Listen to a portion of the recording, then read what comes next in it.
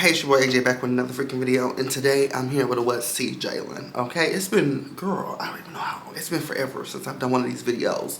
But today, girl, we got a lot of things to, well, not really. We got a couple things we got to talk about. We got a couple things we got to talk about, Beyonce included. Y'all see the people behind me, so y'all already know where this video is going. So let's roll the intro so we can get directly on into today's topics, because I'm excited to talk about what we got to talk about today, okay?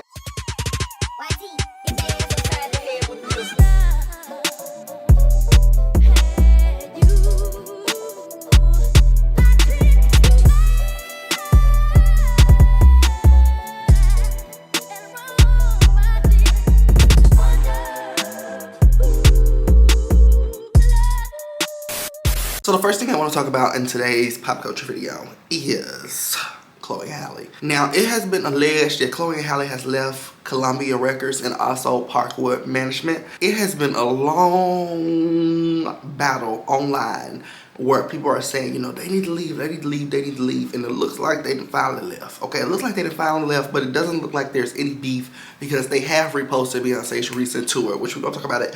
But they have reposted, you know, clips and stuff of Beyonce's recent tour, so it doesn't seem like it's been any beef, but they have unfollowed Parkwood and also Columbia Records. And this is what I wanted to say. I really feel like Parkwood and Columbia Records believed in Chloe and Halle as an entity together, but once they separated, I feel like it's been so much chaos between both of them girls in the media, and also their music not really being received well. They didn't really get the same push that they got, you know, together separately. I feel like the label did as much as they could. The girls were where they needed to be, but I feel like also the audience wasn't captivated by their music, especially Chloe's. I love Chloe to death, but I feel like her first couple of songs, Have Mercy, Treat Me, Surprise, I feel like that's the lane she should have stayed in. I don't know what happened where they pushed her out of that lane or she pushed herself out of that lane, but the R&B music is cute because she's a great vocalist, a great writer, but it's just not something that was going to be sustainable. I didn't see it for her with that. I don't feel like a lot of people were tuned into it, but I feel like what we were missing is a pop artist. We're missing up and coming pop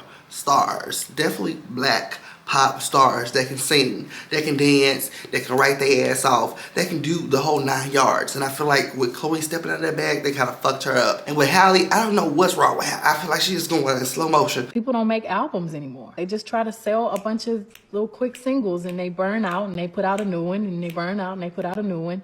People don't even listen to a body of work anymore. I just feel like Halle is going in slow motion. I don't know if it's the baby or DDG, somebody holding her back. But maybe she just wants to make sure everything's perfect. But moving right along, okay, on the topic of artists, Megan Thee Stallion. Megan Thee Stallion recently got on Instagram Live, okay? And girl, she was there 6 minutes, didn't say 6 words. She was there 6 minutes, didn't say 6 full sentences. That bitch sit there. I was like, what's she about to say? And this live was basically her just saying, you know, that she'll come back and she gonna call us back. Okay, I'm gonna call y'all back.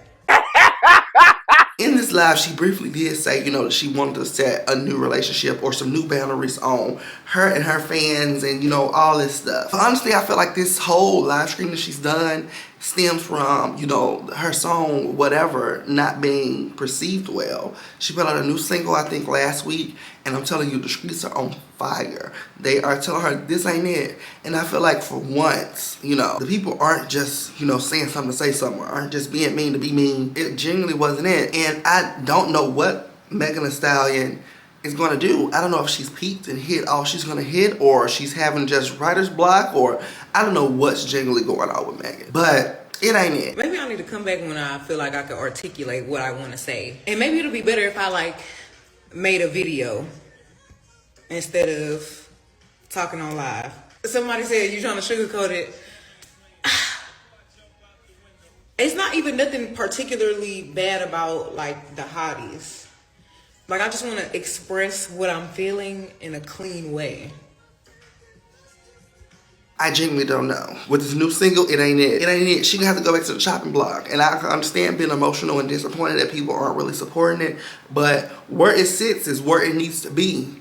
Because it's not it. You know? So, hopefully she figures something out, honey. Because I don't know what's going on with these celebrities and stars. They are, girl, look at a damn fool, okay? Just like the damn fool we finna talk about. Shannon Sharpe, this Negro, got him a white buck. Me and Buck, he got him a white buck. Been messing with her since she was, I think, 19 years old, and she's 22 now. I'm pretty sure y'all done seen what's going on social media. But if you don't understand or don't know, I'm here to break it down. Shannon was messing with this little white young buck. He pulled the Jimmy off, okay, pulled the condom off on her ass, and she said, I'm gonna need some money for this, or I'm going to the public, okay? And he said, I'm gonna give you 10 million. And she said, no, nigga, make it 50. And he said, fuck you, bitch. Get over my dead body, okay? So it came out that that has happened, and they have had like a very inappropriate relationship since she was 19. Now, it's this big old thing on social media saying, you know, this is weird, this is weird. Yes, I stand with you. This is very weird for this man to be, I don't even know, 70 years old, messing with a 19-year-old. Very weird. Legal. Their text messages was revealed. He put the text messages out, and I don't even know why he exposed his text messages, because his text messages, they were just disgusting. It doesn't prove her wrong. It doesn't prove him right. They were just disgusting. She's saying that she want that big back, well, not big back, big black. Oh my goodness, it's a tongue twister. She want that big black baby gravy. It's girl, how the fuck do you, how do you come up with, I can't even say it. So how do bitches even come up with shit like that? She wanted that black baby gravy. She wanted to have his nigger baby. Girl, she said she was gone. What she say? She loved eating his ass, and she eating his ass. I'm eating his ass. Girl, the text messages were crazy. Unacceptable! There were like 27 pages of text messages, and it just got crazier. Like I said, it didn't prove him wrong. It didn't prove her right. I don't know what the text messages were out for. They were put out. They were put out, and I said, oh, this shit is crazy. Now, since this whole scandal has started, he has stepped down. Okay, before they could fire him, he said, I'll be damned some white motherfuckers fired me. He has stepped down from ESPN. He was a host there, but he still has his Club Shay Shay podcast up and running, because he even posted an episode, I think yesterday, him and Bow Wow. I don't know if it's pre-recorded or newly recorded, but I need to watch it to see if Bow Wow is asking him some questions, because Shannon Sharpe should have interviewed Shannon Sharpe. I don't need him sitting down with nobody else until he flipped chairs and somebody sitting here and start asking him about that baby gravy. I don't need that nigga sitting down talking to nobody about nothing else. Now, amongst him releasing the text messages, she doubled back and she released the audio message of him and her on the phone. Now, you can tell that the energy is a little off. They must have had some type of argument, because, girl, she doing the baby voice and he doing the uncle voice. Girl, it's going down. I can't remember what the fucking conversation was. Of course, I'm going to put it in for you guys to hear. But in one point in this conversation, he tells her that he's going to choke her in public, and it's going to be a headline. He said, I might choke you in public. Big black guy choke small white woman. Anything I say, you're just gonna like get mad at, and you're just gonna hang up on me. So I feel like I'm not gonna hang up on you. Here's what it is. What does that even mean? Nothing yet. You want to be a dick to me now, so I don't want to be. Don't manipulate me. Oh Lord have mercy. If you say that one more time, I'm gonna choke out of you when I see you. Big black guy choke small white woman. It's not a good look. Not a good look that you did with the shit you did to me. What the hell is going on here? I don't know what the hell is going on. I genuinely don't know what's going on here. I don't know what she's suing about. Of course, you know, he took the condom off. But I just feel like they could have went to court. She could have sued, and that could have been the only. We didn't need everything else. Audios and text messages and baby gravies and nigger babies and rim jobs and all this. We didn't need all that. You come out and say, hey, this motherfucker took the condom off on me, I'ma need some money. And y'all go on to court. Because all this shit that y'all throwing out on each other, I'm looking at both of you motherfuckers crazy. I'm like, she doesn't need any money. She needs a mental hospital, and he needs, I don't know, somebody take his money from him. I don't know. This nigga talking about $25,000 for each cheek. $25,000 for each cheek. His damn daughter could only get $30,000 for her wedding. Oh shit, this shit is crazy. It's mind blowing. It's mind blowing. Okay. He's on his platform apologizing and saying, you know, if he offended anybody for the baby gravy text messages, you know, he would like to apologize to his supporters and his fans and stuff like that. Yeah.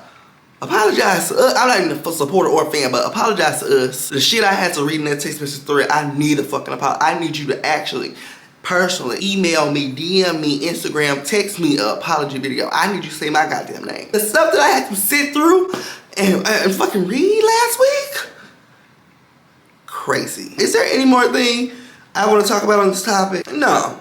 There ain't nothing else I want to talk about on this goddamn topic. Moving on, okay? Baddies. I'm done reviewing baddies. Not for forever. I'm just done reviewing the last season. I cannot bring myself to review another episode of Midwest. We have been there 23 Sundays. The show started in October. It just stopped airing at the end of April. I'm done with Midwest. I'm done. But I do want to talk a little bit about baddies, okay? Both new seasons are coming out, I think, either this Sunday or the next. Mind blowing. They rolling this shit out. Baddies Africa will start airing, and also Baddies Gone Wild. Now, hold me to it if I'm wrong, but I really feel like Baddies Gone Wild is going to murder the OG girls on Baddies Africa. Those girls look like they're tearing that show and that house up. On Gone Wild, these bitches are fighting in the confessional room. I'm not lying. It's a lot going on. And I said, oh, these bitches are young and hungry. These bitches are young and hungry, and I'm living for it. So I'm really excited to see both of these shows. Of course, you guys will get a review. Oh, Jesus have mercy. I'm going to be so tired. I got to review both baddies, housewives, doing my regular TV videos. I got story times coming back. Oh, I'm going to be tied up. I'm going to be tired. I'm going to be tired. But the last episode of the Baddies reunion was pretty decent. I really like how Geneva. I really like how Janisha was giving it up. This reunion, she really stepped into her element. She was going after the girl. She was shady. She was holding bitches accountable. I really like it. Maybe she's always needed somebody like Santana beside her to pull it out of her. I feel like the reunion was really cute. The only grievance I have about this reunion is I feel like Santana needs to do a lot more hosting and a lot less reenacting. But that was my spill on baddies. We're gonna move on to some other shit. Beyonce has recently started her Cowboy Cardi tour, and I'm so excited for her. Girl, I was packed up on that live. All 40,000 of us was on the Mega's live. Shout out to Mega. Okay, we were on his live having a ball because he streamed the whole show for us, and it looked pretty good. He wasn't too far away. Now, I'm gonna start off with the flaws first because I don't really have too many flaws, okay? Then I wanna talk about the show. The pits, I'm not in the pit. I'll have pit tickets, but justice for the people in the pits. Girl, the people in the pits are outraged because they have these pits so far away. The pits are in Nebraska. The show was in LA. The pits were far away from Beyonce. We don't know what that's about. A lot of people are saying, you know, because the stage is too high. Some people are saying she got her 2 babies on this stage. Y'all ain't finna jump up on that motherfucker. Some people are saying she got that, what is it, high-low, good morning pineapple. It's the little fire. They talk about what the fuck is the fire? Don't nobody know why Beyonce, Parkwood, and Live Nation got that damn stage so far away from the audience. We don't know why, but we see it's happening, okay? So that's one of the things that people are having grievances about. Now, these are my grievances. The next grievances are my grievances, okay? Second grievances come directly from me. We need better lighting, girl. That stage is super duper big, and I feel like you got it LED'd out. This is not your bedroom, honey. This is not your plane. You know you like your little red LED light in the plane. Light that motherfucker up. Still give us a cute aesthetic, of course, with the lighting. But damn, bitch, you so far, the stage so big. We gotta see it. And I know it's the first date, but I'm just giving you first date critiques, all right? And my final thing, I'm just gonna make this real quick, fast and hurry. I'm not gonna elaborate. If you understand, you understand. How in the fuck is Honey Balenciaga at a chilling circuit? Now we're gonna move on to the things I like. Beyonce, your 2 Hands to Heaven moment is amazing. It's big, it's beautiful, it's so pretty, dead ass. It's so pretty. 2 Hands to Heaven. It's not one of my favorite songs, but I love that it went viral. But I wasn't expecting to love the performance. The performance it's a standout moment for me. It feels like a big hit, like Drunken Love. It's just people got their spotlights, they got their flashlights. It's her smoke. It's so pretty. But I ain't going far, so stay where you are. Feel like we partied in Venus, and we woke up in Mars. Baby, I've been waiting, yeah. I've been waiting my whole life. Sing it, Sean. For you and I. Another moment that I really loved in this show is Tyrant. I love her on that goddamn mechanical bull. Then when Beyonce said her ass on there and she was riding that motherfucker and she was holding that mic and it was giving. Every time I ride it, make it look so good. Try to justify it. Boy, I know they looking for me. How we gonna hide it? Riding like a Also, another moment that I really love for the show, of course, is Blue Ivy. Blue Ivy murdered this show. All 2 hours and 47 minutes. She was on that goddamn stage. She murdered. When they slid her behind up to do, what was it? Deja Vu. When they slid Blue Ivy up to do Deja Vu, I swear to God, I thought it was beat. And when they put that light up on Blue Ivy, baby, I started yelling.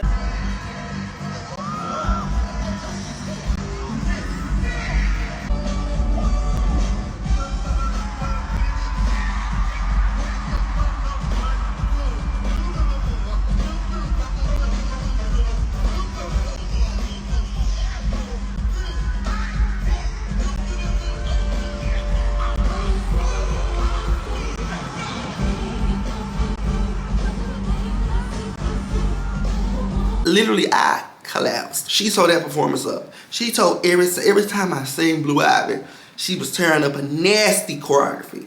I mean, what's it called? Outfit changes, and she was on point with the rest of these dancers. Some of these dancers that are on this stage, 30, 40 years old, 25, 26, dancers have been dancing for forever. And she's what, 13, 14? Keeping up with people that are on this stage, 25, 30. Keeping up with her mama, 43. My mind was blown. Another moment in this show that really did it for me is Rumi coming out. Rumi coming out and breaking Beyonce's Beyonce, okay? Because when Rumi came out, I literally started tearing up. And I was just like, Beyonce just, you know, she's just a mom with an amazing talent. God's blessing, dead ass. She's just a mom. And I feel like for a long time watching Beyonce, because I've been living for her for forever, I've never really grabbed that element because everything is just so over the top with her. You never really think, okay, this bitch, you know, she gets up and wash her ass too. Yeah, of course she's washing her ass. But you know, everything's so over the top. I don't think about the smaller moments of, yeah, she opened her drawer like, girl, what panties I putting on today? Shit. Or, you know, she drives her kids to school. So just seeing that moment on stage, it just was like, damn, this is just somebody's mama. This is just somebody's mama. So I was girl balling. But anyways, the Cowboy Carter tour looks fucking amazing, okay? It looks amazing. I don't think I had anything else to say about that. I'm gonna end on this note. And if you haven't seen the movie, Sinners, make sure you get on out of here because this is my last final topic, okay? I've watched it like 3 times, okay? It's an amazing movie. I don't want to recap it. If you guys want a full movie recap, let me know and I can come and do one. But I just want to say, for the people that have seen it, the message was very clear to me. There's many messages throughout this movie. But the message that was really conveyed to me is God heals all. God protects all, for real.